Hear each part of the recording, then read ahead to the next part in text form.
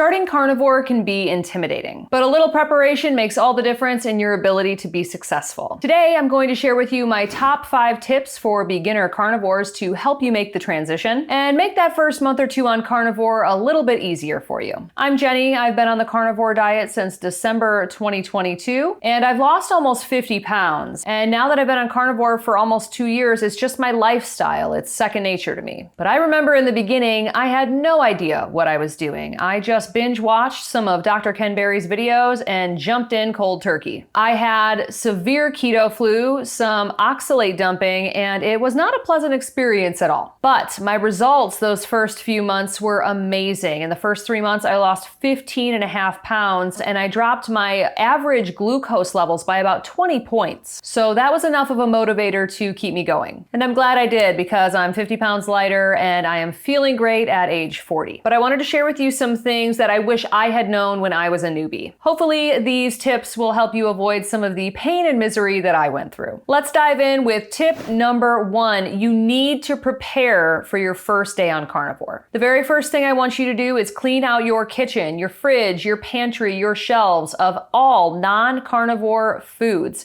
You can either throw this stuff away, you can donate it if it's unopened, or you can give it to a friend or family member so that it is not in the house. Bottom line, I don't want any temptations laying around for you. It will make this so much easier. Next up, I want you to plan your meals. I want you to figure out at least 5 meals that you can eat your first week on carnivore. I don't want you to go into this diet and be all excited and then all of a sudden just be confused, like, what am I supposed to eat? So I want you to figure out at least 5 meals that you can make, and find those recipes and know what you're going to eat. The next step, you cleared out your kitchen, you have a bit of an idea of what you want to eat. Now you need to go grocery shopping. You need to restock your shelves. I have a free grocery list and a free meal plan. If you would like access to both, head over to Instagram, follow me over there at Mama Mitich. I'll put it up on the screen right now, and follow me, and then send me a message saying you would like the grocery list and the meal plan, and I will send those to you completely for free. Next up, electrolytes are essential. You need to pick up a few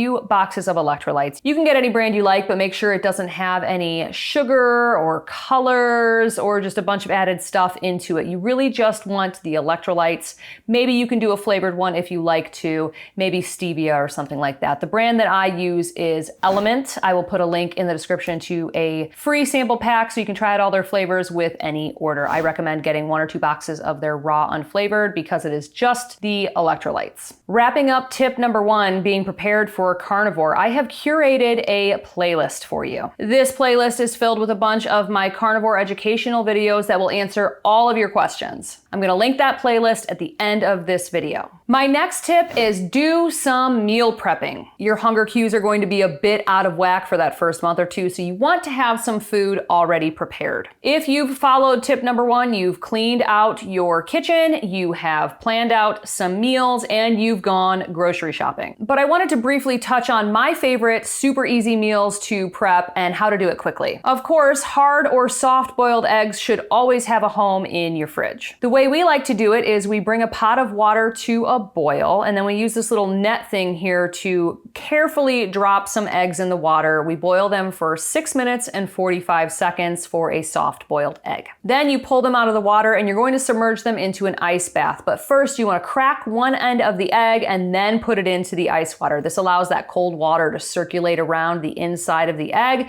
and it makes it so much easier to peel. If you prefer hard-boiled eggs, just boil them a bit longer, maybe 7 or 8 minutes. Then just peel these and have these in a container in your fridge as a quick and easy snack or part of any meal. The next few recipes are going to be prepared in an air fryer. I think an air fryer is an essential kitchen tool for really anybody, but especially for carnivores because it makes cooking meat so much easier. I use the Tasty air fryer. They are the sponsor of today's video, and I love this air fryer for several reasons. First of all, it has a built-in temperature probe, so you don't have to guess what temperature your meat is. It cooks perfectly every single time. Second, the Tasty can go up to 450 degrees Fahrenheit. Most air fryers don't go any higher than 420 degrees Fahrenheit, with a lot of them stopping at 400 degrees. Cooking at this high of heat allows you to get really crispy skin on chicken thighs or to get a nice crust on a steak. Another reason I love the Tasty is because it's beautiful. It has this awesome display on the top. It's very easy to clean, and it has a window built into the drawer with a light, so you can just look in on your food that way instead of opening up the drawer during cooking. The final reason I love the Tasty is the non-stick coating is free of PFOAs, BPAs, and other toxic chemicals, so I do not feel bad cooking with this air fryer whatsoever. If you'd like to try Tasty out for yourself after I show you how it works, head to the link in the description and use code JENNY30 to get $30 off of your own Tasty air fryer. Now, let's cook a few things in this bad boy. Let's do a steak first. I know some people think cooking a steak in an air fryer is sacrilegious, but it works so well, especially with the temperature probe. You can use any cut of steak. I think most carnivores prefer ribeye, but it can be a bit expensive. Another good cut is a chuck-eye steak. It's called the poor man's ribeye because it has a similar fat and protein profile. I season mine with salt and garlic powder on both sides, and then I insert the temperature probe into the thickest part of the steak. I like to cook 16 to 24 ounce steaks in air fry mode at 430 degrees Fahrenheit for 13 minutes. I'm aiming for a medium rare steak, so I tend to pull my steaks when they hit between 123 and 125 degrees Fahrenheit. I'm gonna pop up on the screen right now a steak temperature cooking guide so you can get an idea of what temperature you should be aiming for depending on how cooked you want your steak. I always say pull it at the beginning or middle of that range so that it doesn't overcook. When the steak comes out, you could just eat it, but we are doing some meal prepping here. So what I like to do is cook a couple of steaks and I either just leave them in the fridge to eat later or I cut them into slices for a snack. I absolutely love cold steak. Another meat that is awesome to meal prep is chicken. Any type of chicken. Let's do some wings and then we can do some chicken thighs. For the wings, I season them with whatever seasonings you like. I'll show you the ones that I use here. And then I put the wings with their tips facing inwards into the Tasty air fryer. I set it to air fry mode at 430 degrees Fahrenheit for 18 to 20 minutes. And I'm typically flipping the wings one time. Their skin comes out so crispy and delicious. And I love buffalo sauce, so I'm using the Primal Kitchen buffalo sauce. It's made with avocado oil instead of vegetable seed oils, so this is a really good option if you are trying to,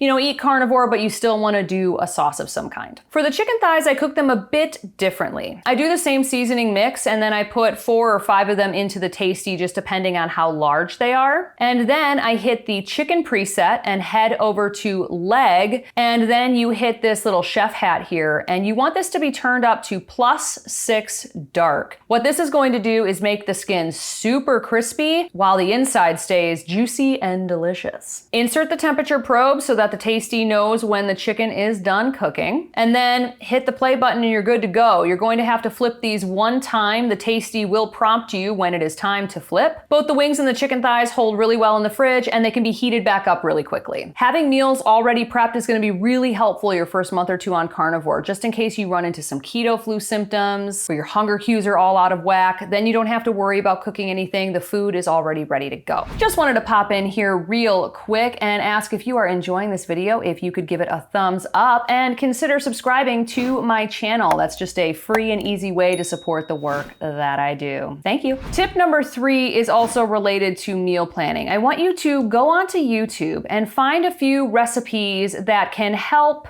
mix it up a bit if you start getting bored on carnivore. The meals that I mentioned in tip number 2 are basic, chicken, steak, eggs, things like that. But after a few weeks on carnivore, meat aversions and food boredom are very, very common. Here on YouTube, there are a ton of creative, delicious carnivore recipes available. I have several recipe videos on my YouTube channel, including my ground beef recipe video where I share my delicious beef stroganoff recipe. And then I have 2 air fryer recipe videos where I share a white pizza recipe, egg bites, taco balls, and so much more. I will put all 3 of those videos in the description below. If you start to get bored with what you're eating a few weeks into carnivore, check out these videos or just go onto YouTube and search carnivore recipes and find something to mix it up a bit. My 4th tip for beginner carnivores is you need to fully commit to this way of eating. You have to get your mind right and you need to fully commit to doing carnivore for 30 days. You can commit to longer periods of time than that, of course, but I think doing it in 30-day chunks is the best option for beginner carnivores. If you are wavering in your commitment, it's going to be very hard to stay on carnivore, especially if you're dealing with sugar or carb cravings. But if you can just make that decision, I am staying on carnivore for 30 days, and feel that shift in your mind, nothing can stop you. That's actually something you can use in many other circumstances in life. Half the battle with any struggle is mental. When you can control your perceptions and your decisions, you can pretty much do anything. A really good example of this is cancer patients. One person might get a cancer diagnosis and they're like, oh, well, this is the end, I'm gonna die, and then they just lay down and die a few months later. Another person can get a cancer diagnosis and have the attitude of, screw this, I am fighting this cancer, I am not going to die from this, and 9 times out of 10, they are able to go into remission. There's a reason the placebo effect is a real phenomenon. Your mind is very powerful. So fully commit to 30 days of carnivore. Make up your mind that that is what you're going to do, and that is going to make this whole process a lot easier for you. My final tip is the #1 mistake that most new carnivores make, and that is not eating enough food. So my tip is make sure you're eating enough food. When you're switching over to eating basically 0 carbs from eating a really high carb lifestyle, your hunger cues are going to be completely different. But that doesn't mean that you should just stop eating or only eat 1 meal a day. The first month or 2 on carnivore, your hunger cues and signals are going to be all over the place, up and down and up and down. You may not feel very hungry, and that is completely normal. My standard advice for anybody starting carnivore is to only eat when you're truly hungry, and then eat until you're comfortably stuffed, and then don't eat again until you're truly hungry again. But for some people, when they go carnivore, they have no appetite. Their appetite just tanks. So what do you do then? You just not eat? You only eat every couple of days?